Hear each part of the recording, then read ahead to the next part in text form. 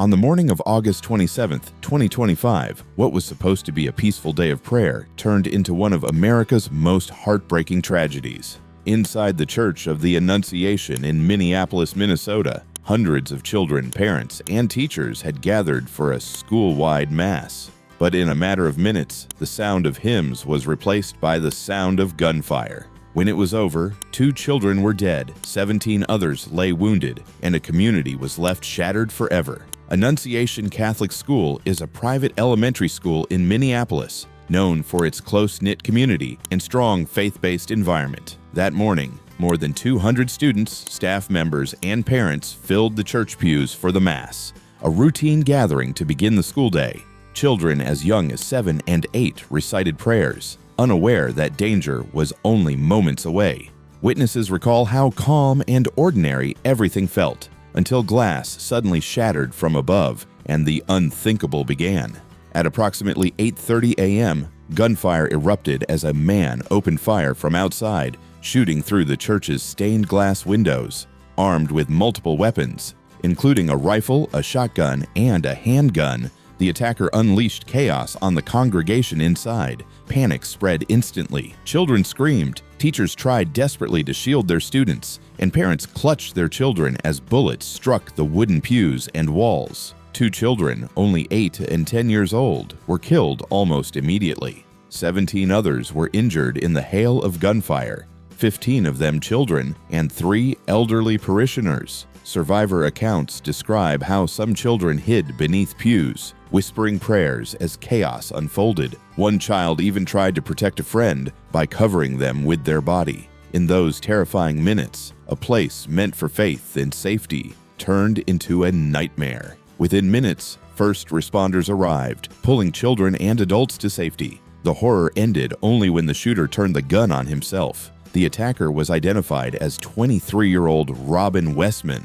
Investigators revealed that Westman had once been a student at the same Catholic school, and his mother had worked there years earlier. This personal connection made the attack even more chilling. Authorities later discovered that Westman had been deeply obsessed with past mass shooters, idolizing them online and leaving behind disturbing writings. His weapons were marked with hateful, anti-Catholic, and anti-Semitic messages. Despite his ties to the church, he had harbored resentment and anger. After firing dozens of rounds and inflicting unimaginable pain, Westman ended his rampage by taking his own life with a self-inflicted gunshot wound. Almost immediately, the FBI joined local authorities in investigating the tragedy. Officials confirmed that the shooting was being treated as domestic terrorism and a hate crime. Evidence showed that the attack was premeditated, motivated by anti-religious hatred and extremist ideology. Investigators also found writings and online activity linking Westman to white supremacist groups and past shooters he admired. FBI officials described the case as one of the most disturbing acts of violence against a faith community in recent history. While the attacker had ended his own life, the question of why still lingered, leaving investigators, parents, and survivors with more questions than answers.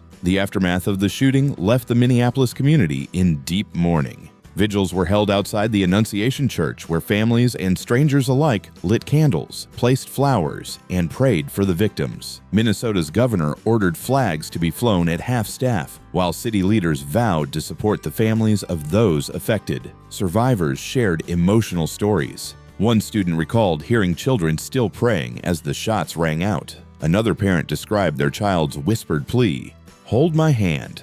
Across the United States, the attack reignited debates over school safety, gun control, and the rise of hate crimes. But for the families of the 2 children who never returned home that day, no law or policy could erase the devastating loss. On August 27, 2025, a sacred space meant for learning and prayer became the site of unimaginable grief. 2 children's lives were cut short, and dozens more will carry scars from that day forever. The Annunciation Catholic School shooting was not just another headline.